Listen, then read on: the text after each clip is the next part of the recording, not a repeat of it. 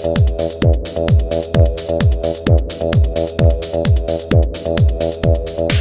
folks, today I'd like to take a casual peek into part 6 of my Lord of the Rings collection. We're on the home stretch as far as figures are concerned, so let's go ahead and get started. Continuing on with the orcs, we have here a Gothmog, Moranon Orc Commander, and this guy is super posable. I purchased this guy at WonderCon earlier this year for, you can't see it too well, $15. And this guy is uber cool. He is my second favorite orc out of the entire trilogy. My favorite orc being Lurtz. But this guy has Lurtz beat because he's actually from the books. Lurtz is a total non-Tolkien creation. And this guy actually has one paragraph in the entire trilogy.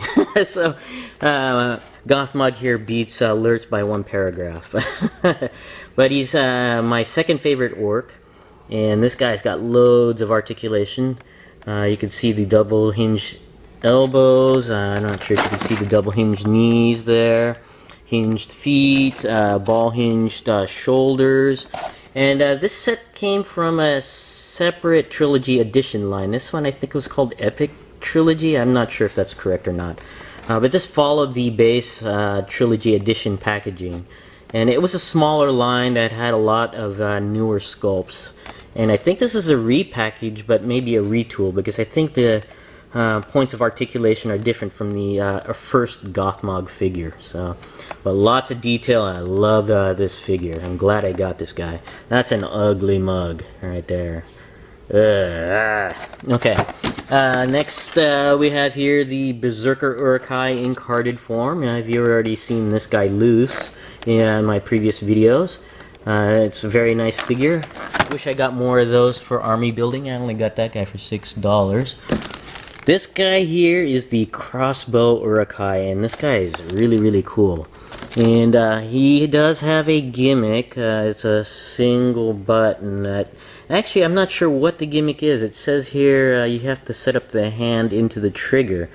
So I'm not sure what is the gimmick here, whether the finger moves or not. But if you look at his hand here, if I can get it into focus there, there's really I can't see anything that articulates the finger to pull the trigger. But this guy does have a double hinged elbows and double hinged knees. So this guy's pretty posable, and hinged feet. Looks like a ball jointed neck, not hinged though. And probably hinged shoulders, but by the armor guards it may be kind of limited in the shoulder area. And that's a ugly mug too, but not as bad as Gothmog. And he does come with a helmet, which is really nice. That's why his hair is flat there. And of course a mean-ass crossbow there with some bolts. So that's kind of cool. And next we have here my one and only Saruman figure. There were not very many Saruman figures made. I believe only 2, I'm guessing. One in the original Fellowship of the Ring line, and one in the original Two Towers line.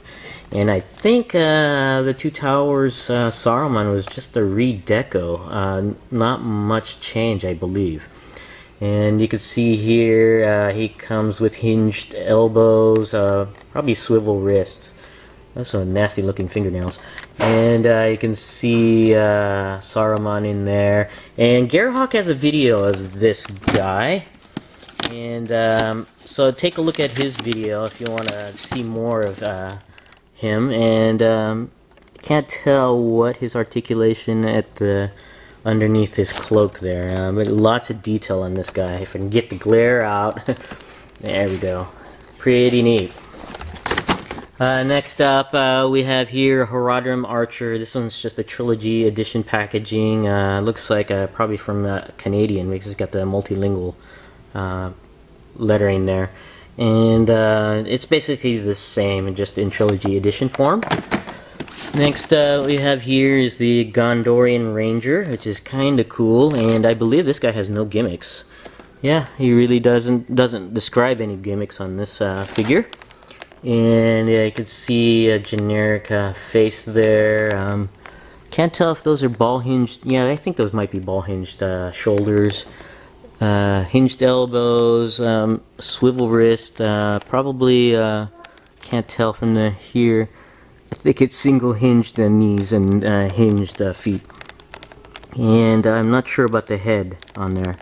But pretty much an army builder.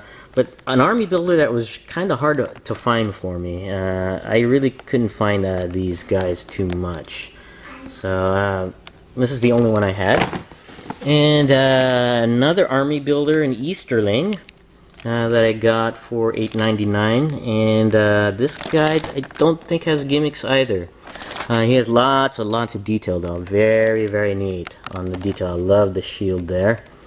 And can't tell what kind of joint he has at the neck. He has a hinged, ball hinged shoulder, hinged elbows. He even has a swivel at the bicep, which is neat.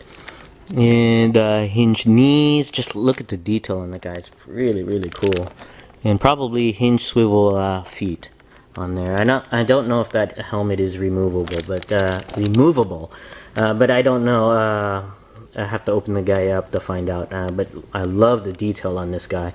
Another hard to find army builder. I don't know what the deal was with these army builders. Just so hard to find. And onto the horse and rider sets. We have here a Sharku with Warg Beast. This is my second favorite non-Tolkien created character. Sharku, who actually inherited the name from this guy. Although he's not named in the movies, but in the books he assumes that name, and he meets his fate at the end of the trilogy there. And you can see here, Sharku is a little paler than in the movies. From what I remember, he was a mud green color.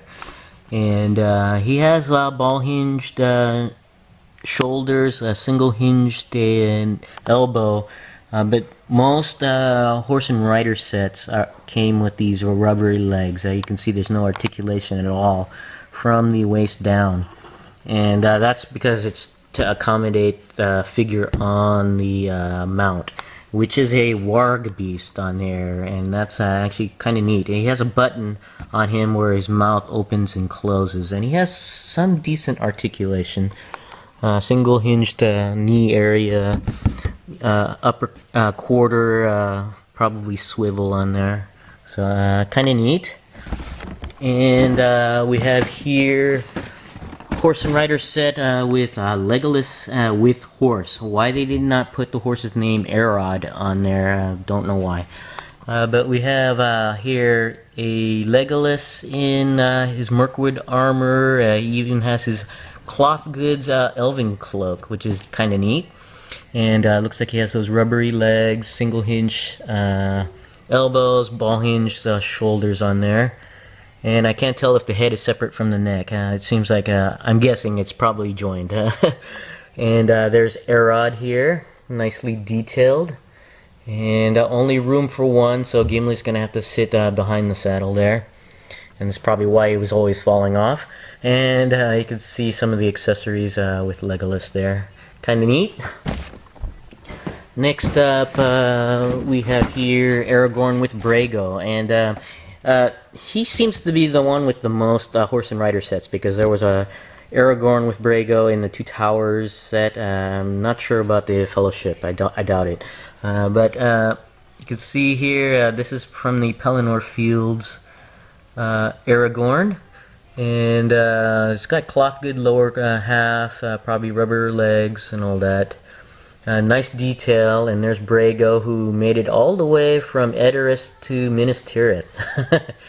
And then you have here nice Gondorian regalia there. Nice detail on this guy. And the last horse and rider I have that was still in the package here is Gandalf with Shadowfax.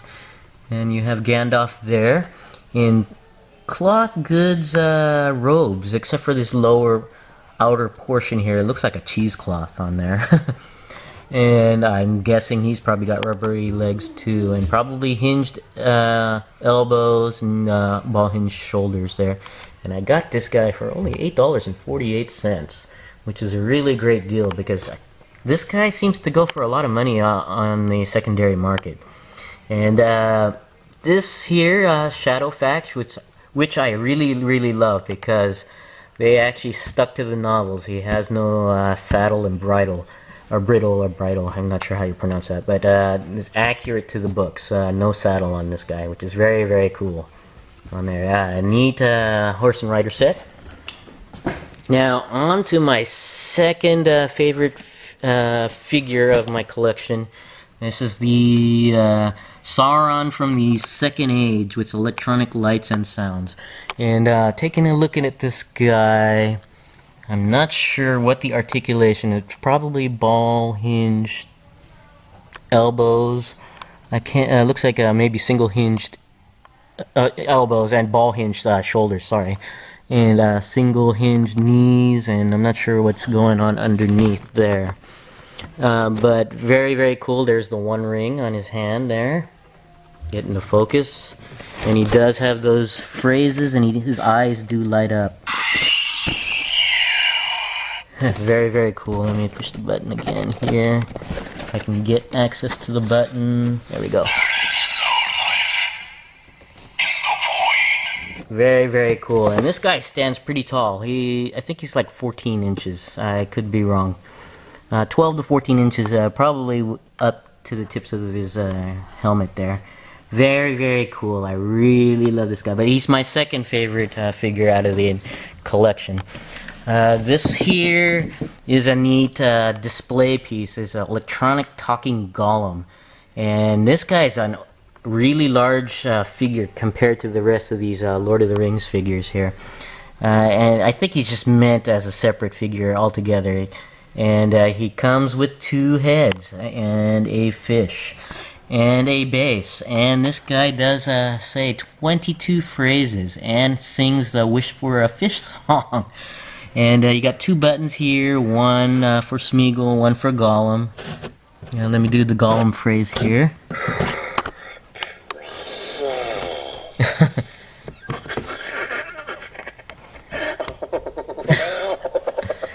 And he looks like he has bendy wires for joints at the elbows and knees, and at the ankles as well. And that's Smeagol there. But this is my third favorite figure out of the figure collection. And my favorite figure out of the entire collection has got to be this guy here, which is a better scaled Treebeard, not like the one that you saw in the previous video. This guy is so uber cool, and he has quite a few points of articulation. I believe he has about ball hinged shoulders and hinged elbows. Looks like ball hinged knees, and I'm not sure about the hips. But this guy is so uber cool. He's got lights and sounds as well, but the battery on this guy has long since died, and I think he had weak batteries to begin with because the phrases he was saying were kind of muffled when I first got this guy. And there's even an additional tree branch that attaches to the top of the head to make him even taller. And this guy's just so uber cool. He's my favorite figure out of the entire collection. And you can see in the back there, you can actually place figures on Treebeard, which is very cool on there. And he does have a gimmick, some branch action there. And he uses AA batteries on there, so that's cool that those are easily replaceable with generic batteries on there. But this is my favorite figure. I love this guy. And this is it for my Lord of the Rings. It's a kind of a mess now. Figure collection. I hope you enjoyed watching it. And I believe that's all of it. I don't think I have any more. And like I said, that was only half the collection. So, but I mean half of what was available. and there's a whole bunch more that I hope to get. But thanks for watching. I appreciate it. And I'll see you guys next time.